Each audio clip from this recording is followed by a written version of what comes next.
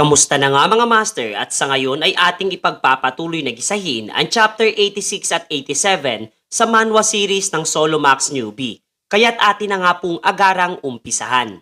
Naging sunod-sunod nga ang pagsabog sa lokasyong kinaroroonan ng mga manlalarong nagmula sa Dangon Guild at ng mga miyembro ng Demonic Humans. Samantalang eto namang si Lee Taemin ay ginamit na nga ang skill na tinatawag na Machine Monarch at nagsimulang magpaulan ng mga missiles patungo sa direksyon na kinaroroonan ng mga demonic humans. Samantalang eto namang kanyang partner ay ginamit na rin ng skill na tinatawag na mana reinforcement at nagpakawala ng isang napakalakas na sipa na kapwa nagdulot ng malakas na pinsala sa hukbo ng mga nasabing manlalaro.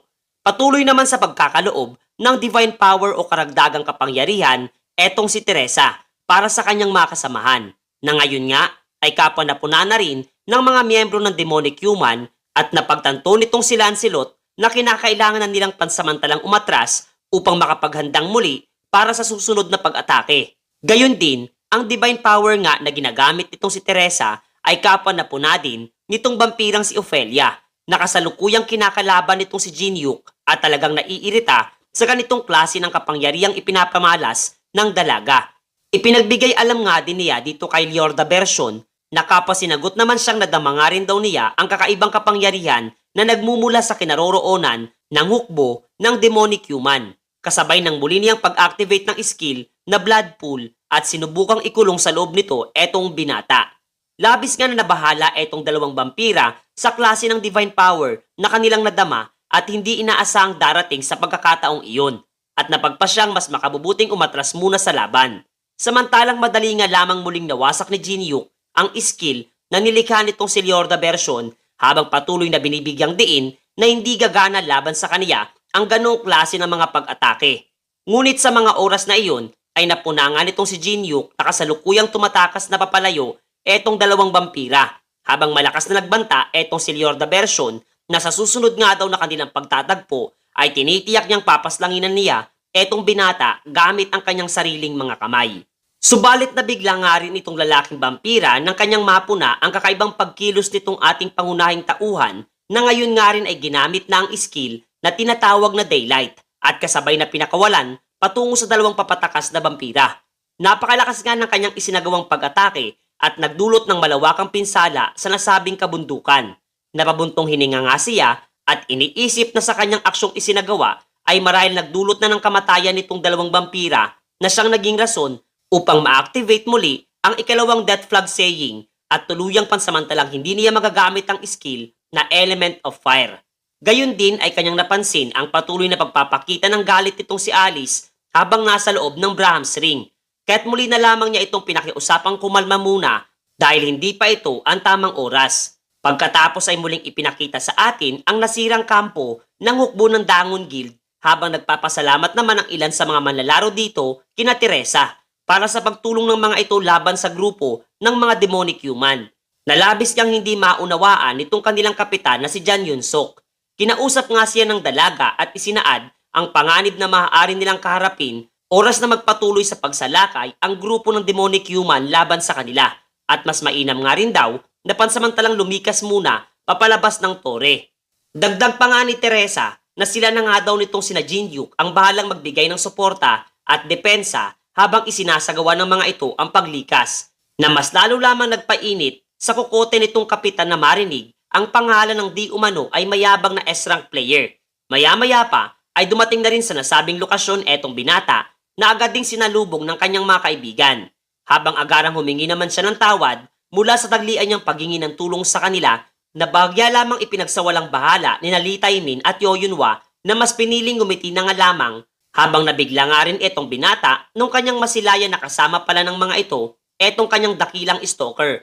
Ipinayag naman ni Teresa ang tagumpay nila laban sa grupo ng mga demonic human. Subalit aniya ay hindi sila maaaring magpakampante buwat sa hindi pa nila alam kung sino ang tunay na nasa likod ng lahat ng mga ito.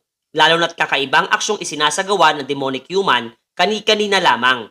Ipinaliwanag naman ni Jinhyuk na kasalukuyan nga raw ay mayroong mga vampira na nagmula pa sa mas mataas na palapag ng tore ang nakikipagtulungan sa hukbo ng demonic human habang nasa ikapitong palapag. At batay nga raw sa kanyang mga nakalap na impormasyon na ang talagang ninanais na mangyari ng mga ito ay ang pagkakaroon ng isang malawakang outbreak na talagang gumimbal na marinig ng kanyang mga kaibigan mga master. Kasalukuyan nga raw na pinoprotektahan ng mga ice troll ang kinaroroonan ng Phoenix Feather. Sa kabila ng sila ay may mga resistance na laban sa matinding lamig. Ngunit aniya ay hindi lamang pangontra sa lamig ang kayang idulot ng Phoenix Feather.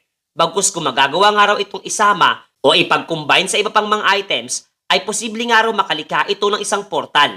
Na-question naman siya nitong si Chun Yusong batay sa payag na kanyang inilahad.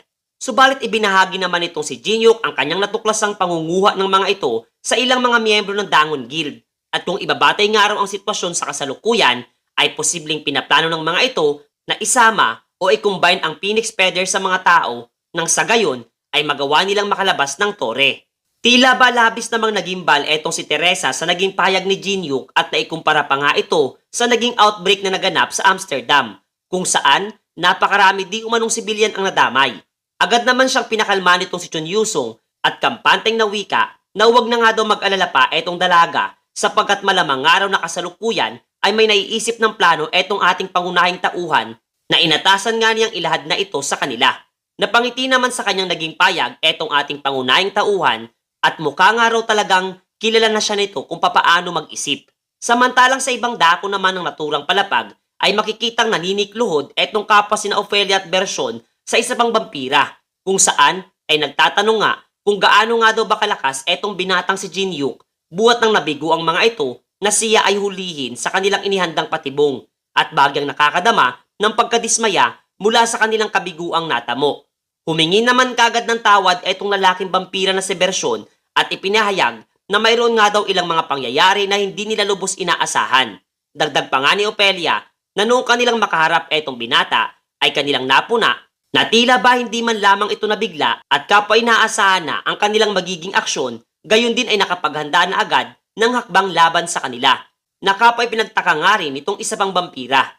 Dagdag na paglalahad pa nga nitong babaeng vampira na isang bagay nga lamang daw ang kanilang natitiyak na nung kinakalaban nitong si Version ang nasabing binata ay tila ba kanilang nadama ang kakarampot na enerhiya na nagmumula kay Alice Bon Atarasya. Ipinakita din sa atin ang patuloy na pagpatak ng dugo sa kopitang hawak nitong vampira na nagmumula pala sa mga nahuli nilang manlalaro. Habang do'y masaya nga nitong nawika na mukhang mas mapapabilis pa ang kanilang paghahanap dito sa naturang vampira at bahagya na siyang nakakampante sa kasalukuyan mga master. Samantalang ipinakita naman sa atin etong sina Lee Taemin at Yoyunhwa na kasalukuyang isinasagawa ang pagmamatyag sa grupo ng mga demonic human. Gayon din, makuha ang kanilang atensyon bilang parte ng misyong iniatas sa kanila nitong si Jinyuk. Eto namang si Teresa ay labis na nag-aalala para kay Chun Yusong na ngayon nga ay labis ang tindi ng galit at talagang ninanais na paslangin etong binata gamit ang kanyang espada. Ngunit napangiti lamang siya sapagkat alam nga nito na sa kabila ng mainitin nitong ulo ay patuloy pa rin itong isasagawa ang bagay na dapat niyang gawin. Ang mga miyembro naman ng Dangon Guild ay tuluyang nagpasya ng pansamantalang lumikas papalabas ng nasabing palapag ng tore, buhat sa panganib na maaari nilang patuloy na karapin mula sa mga demonic human, gayon din sa iba pang mga nilalang.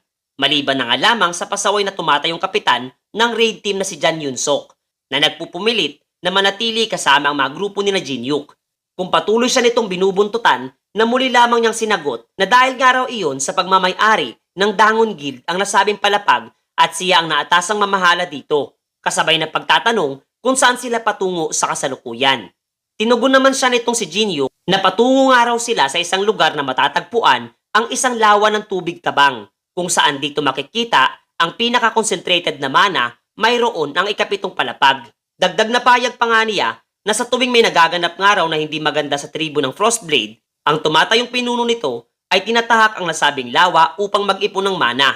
Makaraan noon ay ipinakita nga itong si Jan Yunsok na tensyonadong pinagmamasdan ang grupo ng mga ice troll na nasa kanilang daraanan habang hawak-hawak ang isang puting bandila. Natanong nga niyang muli etong si Jinyu kung bakit niya kinakailangang hawakan ang nasabing bagay na ayon pa sa binata na hindi ba't nasambit nga raw nitong si Jan Yunsok na siya ang responsable sa sitwasyon sa ikapitong palapag. Ngunit patuloy lamang na naguguluhan itong kanyang kasamahan sapagkat katulad nga daw ng kanyang isinaad ay hindi talaga sila inaatake ng mga naturang nilalang. Paliwanag pa nga nitong ating pangunahing tauhan na hindi talaga literal na mga ganid sa pakikipaglaban at karahasan ang mga ice troll at pinapahalagan ng mga ito ang karangalan at kanilang mga pamilya ng higit pa sa anumang mga bagay. Kaya't hanggat hinahawakan nga raw at itinataas nitong si Jan Yunsuk ang naturang puting bandila ay hindi sila aatakihin ng mga ito. Subalit wala namang paki etong naturang manlalaro sa naging payag ng binata na patuloy lamang na itinuturing na mga basurang nilalang ang lahat ng mga ito mga master. Hanggang sa marating nga ng mga ito ang pinakadireksyon kung saan matatagpuan ang tumatayong pinuno ng naturang tribo na nangangalang Kalakal, na kaagad niyang nawika at nakilala ang ating pangunahing tauhan na siya ang nagpahirap at tumalo sa ilan niyang mga katribo, gamit lamang ang kanyang mga kamao. Kaya't naguguluhan nga daw siya sapagkat bakit gano'n na lamang ito kadaling sumuko sa kanilang harapan. Nakadama naman sa mga oras na iyon ng matinding takot etong si Jan Yunsuk, buwat sa napakalaki di umano ng naturang halimaw kumpara sa iba nitong katribo. Ngunit do'y inatasan naman itong binata, etong si Jan Yunsuk, na itapon sa lapag ang puting bandila at mayabang na nawikang wala siyang anumang intensyon na sumuko. Gayon din, nagkunwari lamang daw siya upang magawa niyang makalapit sa hepe na si Kalakal. Hindi naman lubos na gustuhan itong nasabing pinuno ang naging payag na binitawan ng ating pangunahing tauhan at galit na nagtanong kung hindi daw ba nito alam kung gaano kahalaga ang salitang karangalan para sa mga kagaya nilang mandirigma.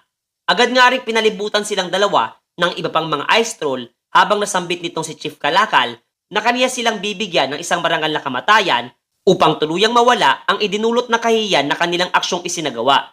Malakas nga nitong nawika ang paghahamon ng isang duelo bilang tugon sa matandang tradisyon na nakaugalian ng Frostblade Tribe. Pagkasambit nga nitong si Kalakal sa naturang kataga, ay agad na maririnig ang malakas na hiyawan ng kanyang mga kasamahan, tanda ng pagsuporta sa nais na mangyari ng kanilang pinuno.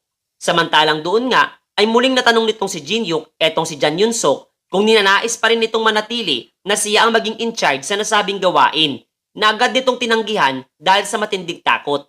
Kung kaya't napangiti na lamang itong binata at nasambit na manatili lamang sa isang tabi ang naturang lalaki at tahimik na panoorin ang kanilang laban ng isasagawa. Pagkatapos ay muling ipinakita sa atin ang pinaka-headquarters ng Zhongwa Guild kung saan ay galit na galit nga etong guildmaster na si Shan buwat sa kahihiyan at kabiguan ng isinagawa nilang misyon laban kay Jinyuk sa loob ng Elven Forest. Ngunit pinaalalahanan naman siya nitong matandang si Mu Yongso na sa tingin nga daw niya ay walang sapat na kakayahan etong si Shan na labanan etong binata na labis nang hindi matanggap. Kung kaya't isang matinding sampal ang naging payag nito para sa kanya noong sabihin ni Mu Yongso kung gaano katinding kahihiyan pa ang kinakailangan at nais niyang sapitin mula sa binata para lamang matuto at binigyang diin na mas makabubuting huwag na nga daw siyang magpumilit panglabanan ang naturang individual. Ngunit dahil nga sa matinding ego at taas ng pride mayroon ang nasabing individual, ay mas lalo lamang nakadama ng matinding pagkamuhi at pagnanais na paslangin nitong si Shan etong si Jinyuk. Subalit lingid nga sa kanilang kaalaman, nakasalukuyang tinatahak naman itong kapagalit na galit na si Chun Yusong ang kanilang headquarters bilang parte ng planong kanilang isinasagawa laban sa grupo ng mga demonic human at iba pang mga vampira.